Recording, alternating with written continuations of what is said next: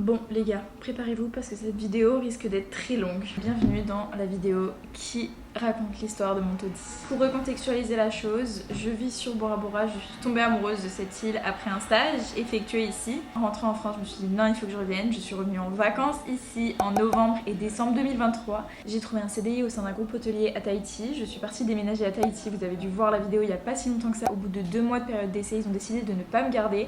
Rebelote, je me suis retrouvée sans travail. Mon choix a été vite fait parce que à la base, Tahiti c'est pas mon choix premier. Donc je me suis dit on fonce, on retourne sur Bora. Le problème c'est que j'avais pas d'emploi, je n'ai pas trouvé de contrat avec un hôtel et j'ai vu une offre d'une petite boutique qui cherchait une conseillère de vente et je me suis dit si c'est la petite porte par laquelle je dois rentrer pour retourner dans la ville de mes rêves, c'est parti. Donc on m'a demandé d'ouvrir ma société, donc une patente ici.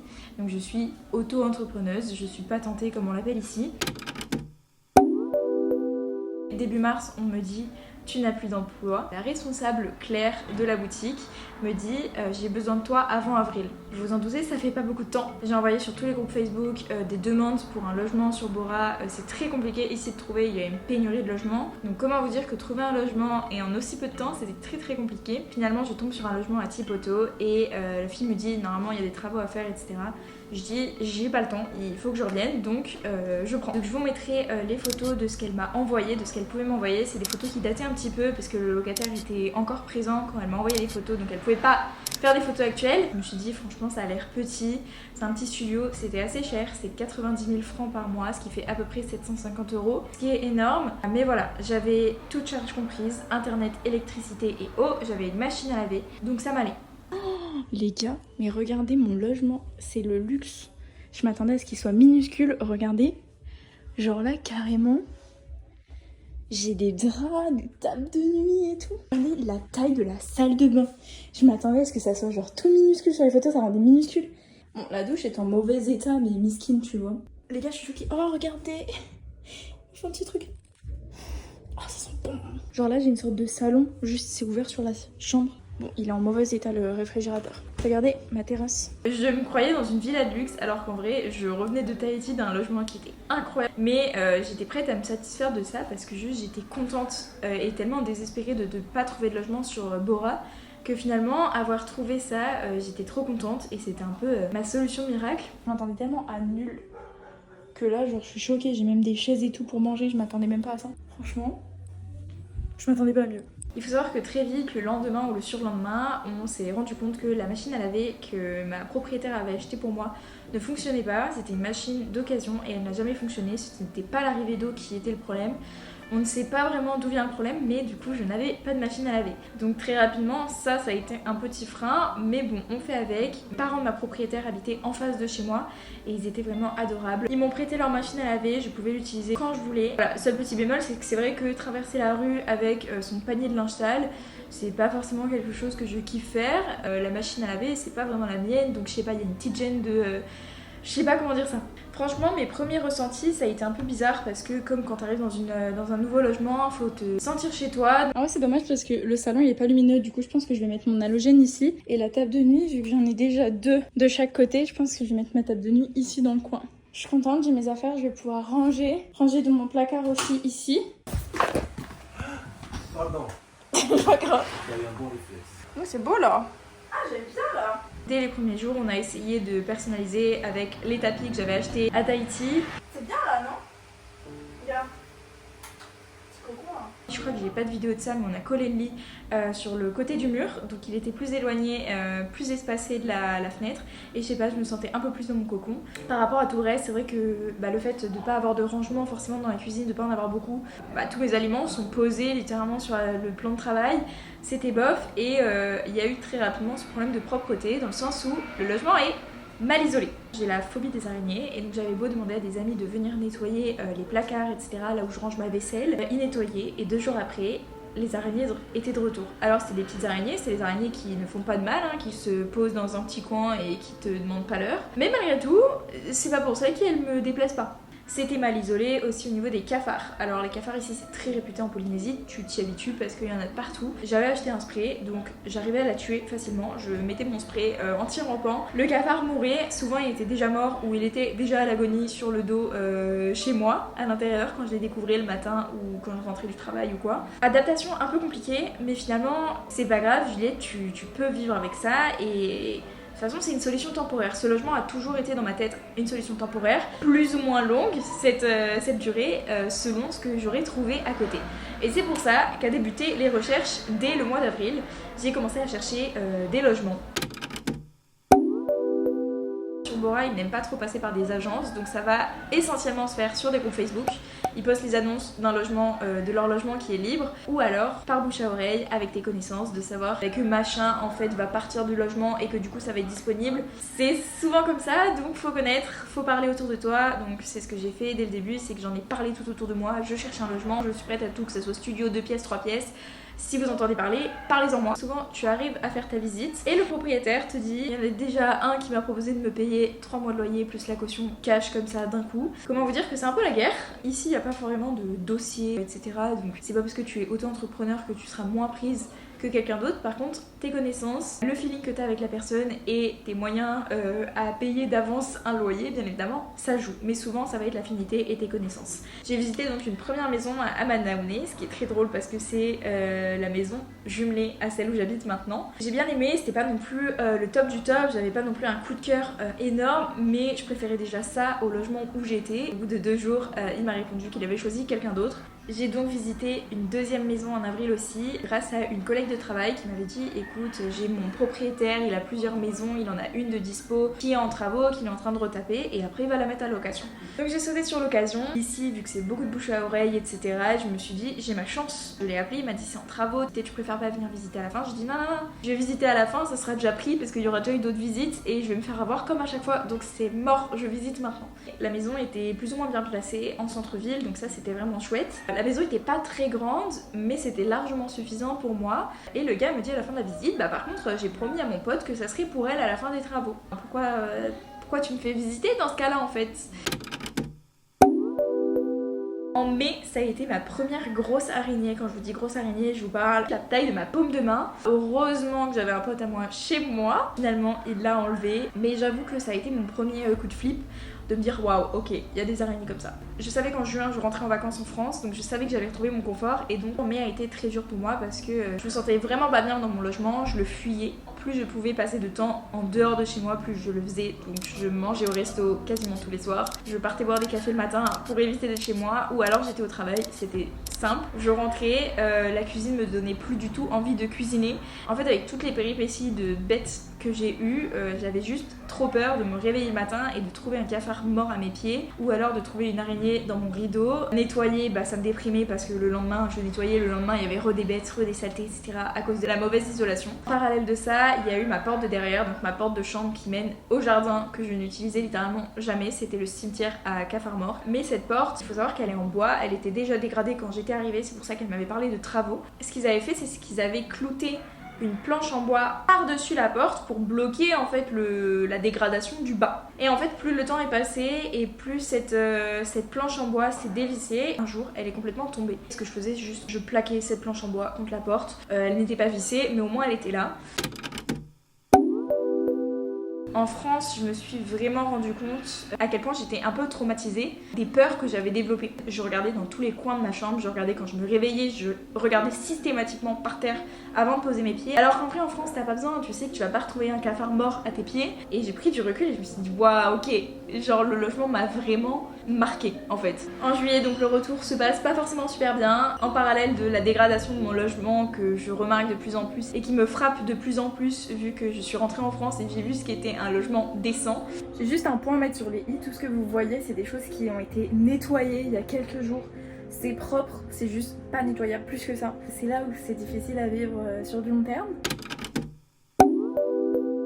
C'est la reprise des recherches de maison, j'en reparle à tout le monde, je relance des annonces sur les groupes Facebook pour essayer de retrouver quelque chose. Et je trouve une maison à Whanganui, qui est un peu loin, c'est de l'autre côté de l'île, donc c'est un peu plus loin de la ville. C'est un peu excentré, mais bon, La maison, je la visite, elle est top, elle est bien isolée, il y a un grand jardin, il y a une machine à laver, il y a un lave-vaisselle, il y a 2 chambres. Les chambres sont petites, mais en soi, t'es là pour dormir uniquement, donc ça va. Il y a la télé, il y a la clim, franchement, il y a tout. Franchement, tout allait bien, les charges étaient comprises à part l'internet, donc j'avais eau et électricité que je ne payais pas. C'était un peu cher, c'était 200 000 francs par mois. Mais j'étais prête à les mettre. Malgré tout, je me suis laissé le temps. J'ai visité début juillet et la propriétaire, je lui dis écoute, je me laisse jusqu'à fin juillet pour essayer de trouver mieux. Mieux ou moins cher ou peu importe, je me laisse jusqu'à fin juillet. Si fin juillet j'ai rien trouvé, en septembre j'emménage chez toi. Je te tiens au courant le 31 juillet, tu auras une réponse. On arrive donc le 31 juillet, j'ai cherché d'autres choses, je n'ai rien trouvé de vraiment concret. J'ai entendu parler d'une maison à Hanau, donc de l'autre côté. Mais ça donne rien, pas de réponse de la propriétaire, donc je me dis c'est pas grave, de toute façon plus le mois est passé et plus je me projetais dans cette maison à fin de nuit, je me disais je vais être bien, j'ai une grande terrasse qui me permet de pouvoir travailler sur mon ordinateur vu que je suis beaucoup à la maison. Je me dis c'est top, donc le 31 juillet je lui envoie un message pour lui dire je la prends, est-ce que c'est toujours bon pour toi? Moi le 1er septembre je suis prête à emménager. Pas de réponse. Premier coup dur, donc je l'appelle et je lui explique du coup mes motivations, je lui dis que je suis prête, donc elle est étonnée que j'ai rien trouvé d'autre, je me dis déjà bizarre, je te propose de prendre ta maison, pourquoi tu me parles d'autres maisons? Et elle me dit qu'elle s'est réinstallée dans cette maison, qu'on verra d'ici mi-août, etc. mais que elle sait pas trop, parce qu'il faudrait rebouger encore toutes ses affaires pour redéménager, etc. Bon, vous voyez où ça va arriver.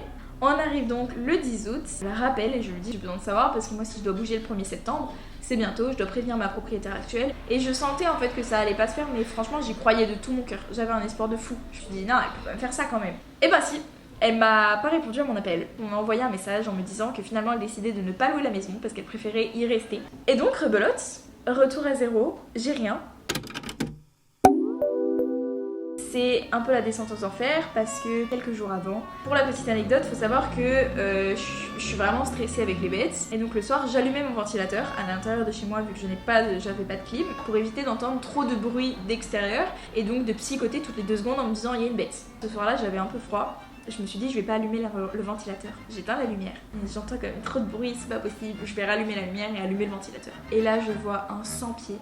Mais un 100 pieds d'une taille, je n'osais plus bouger, j'étais littéralement choquée de la taille de cette bête. 100 pieds finalement mort, à moitié sous mon lit, à moitié en dehors, c'était vraiment le monstre sous ton lit de ton cauchemar, tu vois. Je me suis dit je vais pas tenir très très longtemps moi encore dans cette maison à 6 poteaux, dans ce taudis. En plus de ça, toujours des cafards bien évidemment, j'ai une souris qui se baladait chez moi aussi, alors elle venait, elle repartait, des fois elle venait dans mes pyjamas qui étaient dans mes placards, super. Je préfère une souris qu'un cafard, mais c'était quand même un peu chiant, vous voyez. J'ai eu aussi encore une grosse araignée, je vous jure pareil, j'ai fait un arrêt cardiaque toujours sur le rideau de ma porte de derrière, je ne sais pas pourquoi elles aiment ce rideau là. Et les arachnophobes, veuillez vous abstenir, je vous mets le timecode pour pouvoir passer ce moment. Ça c'est pas mal. Tu veux la filmer? Viens voir. N'est pas c'est bon, elle doit pas bouger. Elle est vraiment huge. Ah ouais, là je l'ai bien.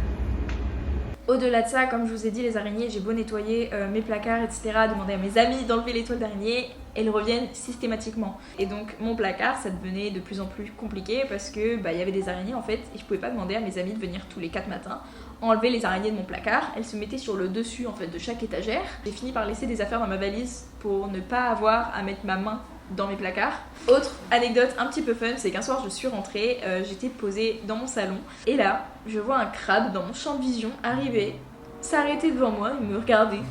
On se voit, on se sait mutuellement, donc là il repart puisqu'il a peur de moi. Je me suis dit mais comment est rentré ce foutu crabe à l'intérieur de chez moi quand même? Non, je le vois pas, il est pas sorti. Ah si, ouais.